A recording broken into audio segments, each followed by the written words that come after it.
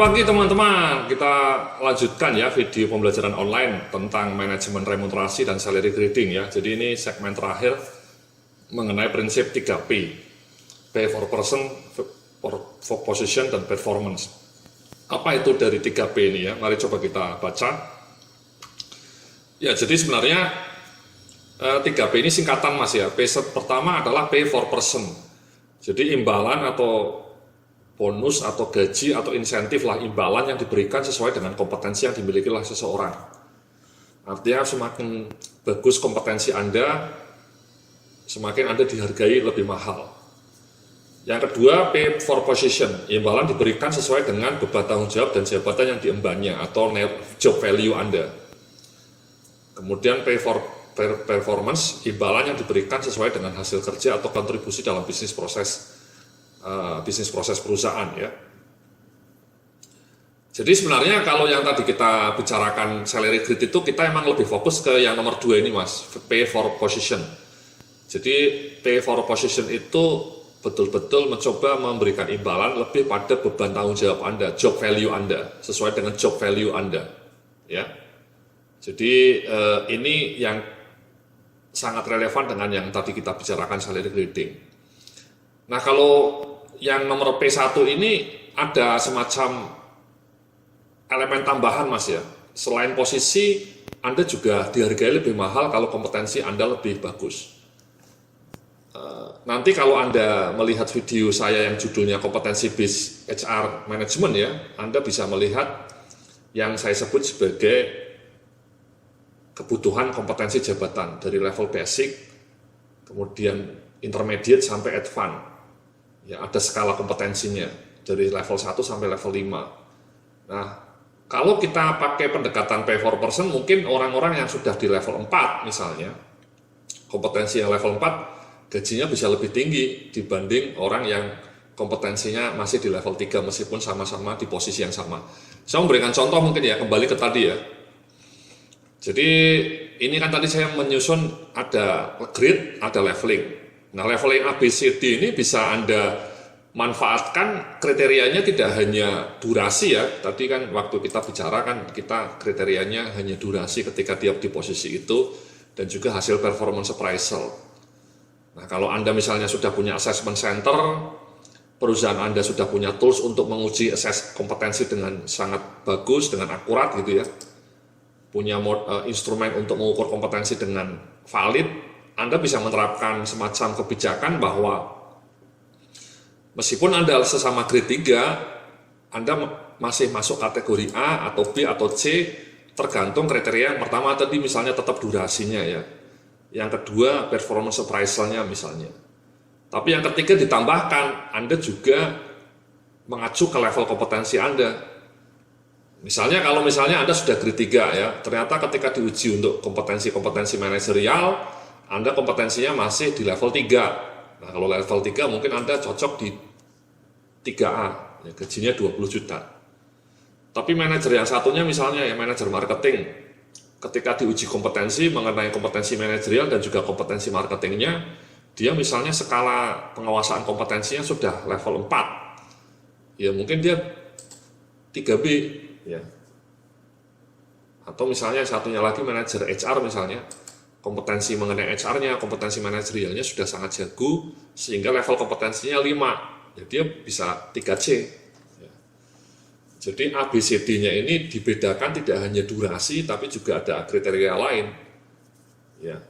Durasinya mungkin sudah cocok, performance appraisal-nya juga sudah pas, sudah bagus juga, tapi ada satu kriteria lagi, yakni level kompetensi Anda. Nah ini memang hanya bisa diterapkan kalau perusahaan Anda sudah punya model kompetensi yang baku ya, profil kompetensi yang semua jabatannya sudah ada, lengkap buku kompetensinya, dan yang tidak kalah penting Anda punya instrumen untuk asesmen kompetensi. Terus terang memang di banyak perusahaan masih belum punya mas ya. Bahkan jangankan instrumen asesmennya kompetensi ya, model kompetensinya aja belum punya ya. Sehingga ini memang agak riskan kalau Anda menerapkan yang kompetensi ini kalau misalnya Anda belum siap dengan sistem kompetensinya, belum siap dengan assessment centernya. Kenapa Anda mungkin bisa kirim ya assessment center keluar, tapi itu kan sangat mahal. Dan ini kan bayangkan semua karyawan di assess itu bisa ratusan juta habisnya tiap tahun ya. Jadi perusahaan-perusahaan yang ngirim orang untuk di assessment center itu kan biasanya insidental Mas ya. Kalau hanya mau dipromosikan mungkin 3-4 orang dan setahun mungkin cuma 2 tahun sekali. Tapi ketika Anda pakai remunerasi berbasis kompetensi, itu Anda setiap tahun harus melakukan kalibrasi kompetensi karyawan-karyawan Anda. Sehingga saran saya Anda harus punya kemampuan internal ya, jangan di-outsourcingkan ya asesmen kompetensinya. Nah, karena mahal kalau di-outsourcingkan, karena Anda harus mengakses kompetensi semua karyawan Anda yang jumlahnya mungkin 100 atau 200 bahkan 500 ya. Tapi kalau misalnya Anda merasa sudah punya buku kompetensi yang lengkap untuk semua posisi, Anda sudah punya instrumen internalnya, Anda bisa terapkan ini 3P ini. Jadi selain pay for position yang tadi sudah kita bikin salary gradingnya, Anda tambahkan tadi elemen P1-nya. Ya, sekali lagi Anda bisa menjadi C, bisa menjadi D kalau level kompetensi Anda sudah level 4 atau level 5. Ya, jadi kriterianya tidak hanya durasi, tidak hanya pengalaman di posisi itu, tidak hanya hasil performance appraisal, tapi juga betul-betul asesmen kompetensi secara komprehensif. Memang kadang-kadang dalam performance appraisal ini ya, penilaian kinerja ini Anda sudah mencoba di dalamnya ada elemen kompetensi, itu bagus ya. Kalau Anda merasa yakin bahwa performance appraisal Anda, asesmen kompetensinya sudah objektif ya, tidak lagi like and dislike, ya mungkin bisa pakai performance appraisal ini ya. Prestasi kerja yang baik ini asumsinya kompetensi orangnya juga bagus. Ya. Jadi Anda bisa menggunakan leveling ABCD ini kriterianya tidak hanya pengalaman kerja di posisi itu, tapi juga tadi level kompetensinya. Jadi itulah yang disebut pay for person, Mas. Yang pay for position itu sama ya, tadi ya sudah kita praktekkan ya, sesuai dengan tanggung jawab Anda, sesuai dengan job value Anda. Nah yang terakhir ini pay for performance ini seperti ini maksudnya mas-mas ya mbak-mbak ya. Jadi Anda biasanya bentuknya tunjangan ini ya. Di beberapa klien saya tunjangannya diberikan setahun 2 kali. Jadi setiap semester Anda dilacak KPI-nya, pencapaian KPI-nya ya dengan asumsi Anda sudah punya KPI. Ya ini P3 ini hanya bisa diterapkan kalau perusahaan Anda sudah punya KPI ya. Nah dari hasil KPI selama semester 1 itu misalnya nilainya 100 ya, sesuai dengan target. Kemudian perusahaannya ngasih tunjangan, misalnya ditetapkan kalau nilainya 100 tunjangannya katakanlah 10% dari gaji bulan, dari gaji selama 6 bulan itu misalnya. Ya. Besaran tunjangannya tergantung kemampuan keuangan perusahaan Anda Mas ya. Atau misalnya perusahaan ada yang bilang kalau misalnya dalam 6 bulan KPI Anda nilainya 100, Anda akan saya kasih bonus 1 kali gaji. Di semester 2 nanti juga kemudian nilainya juga 100 ya, tambah lagi 1 kali gaji. Jadi Anda dapat 2 kali bonus. Ya. Atau mungkin direkap dalam 1 tahun ya, dalam akhir tahun misalnya KPI Anda nilainya 100 ya sudah bonusnya 2 kali gaji.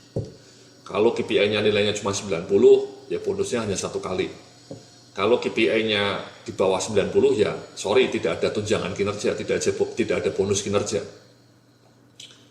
Jadi pay for performance ini bentuknya seperti bonus kinerja Mas ya, tunjangan kinerja. Dengan asumsi Anda sudah punya KPI yang rapi, yang dipantau setiap bulan. Again ini dalam video paket HR Management Training ini saya juga menyediakan modul mengenai bagaimana menyusun penilaian kinerja berbasis KPI. Anda bisa lihat, ya, Anda bisa pelajari.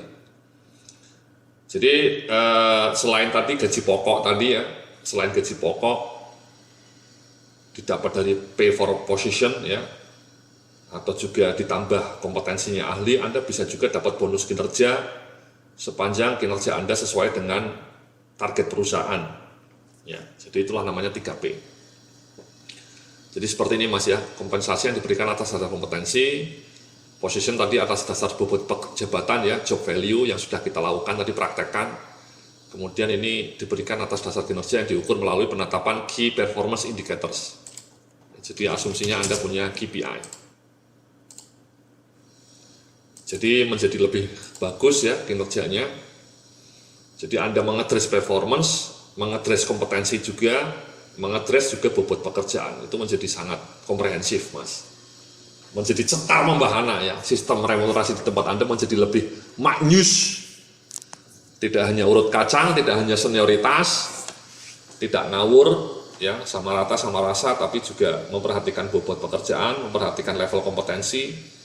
Ya dong, kan orang-orang yang kompetensinya lebih jago mestinya memang dihargai lebih mahal, Mas, dibanding orang-orang yang kompetensinya abal-abal.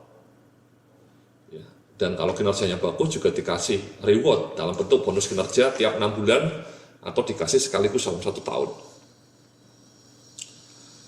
So itulah, Mas, ya materi kita yang terakhir ini ya. Jadi kita sudah pelajari semua mengenai manajemen penggajian ya, termasuk tadi penyusunan salary grid. Saya sudah memberikan contoh-contoh mengenai tabel salary grid, kemudian compensable factors. Materi ini dan juga tools-tools tadi bisa Anda download dan bisa Anda praktekkan. Mudah-mudahan apa yang saya sampaikan bermanfaat bagi Anda ya, baik di dunia maupun di akhirat, Mas ya. Dan doa saya semoga gaji Anda tahun depan naik ya, dalam jumlah yang signifikan. Sehingga rezeki Anda menjadi lebih maknyus dan lebih barokah. Amin ya rabbal alamin. Terima kasih, sampai jumpa dalam video berikut, dalam video-video saya yang lainnya. Salam sukses, penuh kemuliaan.